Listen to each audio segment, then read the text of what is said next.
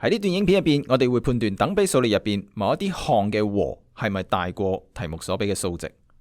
題目入邊 AN 係一個等比數列嘅第 N 項，已經知道 A3 同埋 A4 分別係-6同埋-3。我哋首先需要揾第二項，然之後判斷第2、4、6，直到第2 N 項嘅和係唔係一定大過-20，仲要作出解釋。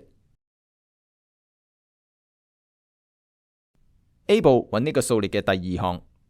呢個部分好直接，設 R 係呢個數列嘅公比，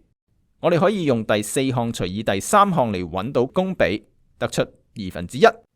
然之後用第3項除以公比就可以揾到第二項，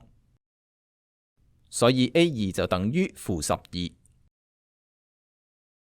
B 部我哋要判斷 A2、A4、A6 一路去到 A2N 嘅和係咪一定大過-20，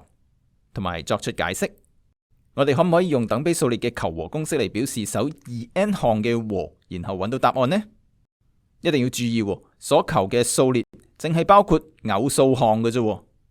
所以我哋唔能夠就咁樣直接運用等比數列嘅求和公式嚟揾答案嘅。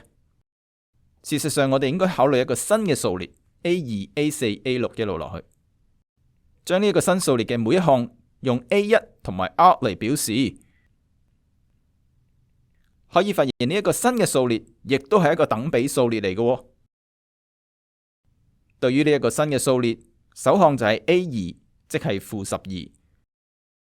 公比就係 R 嘅平方，即係1/4，所以 A2、A4、A6 一路去到 A2N 嘅和就係呢個等比數列嘅首 N 項嘅和啦。我哋點樣判斷呢一個和係唔係對於任何 N 都大過-20呢？我哋諗一諗無限項嘅和。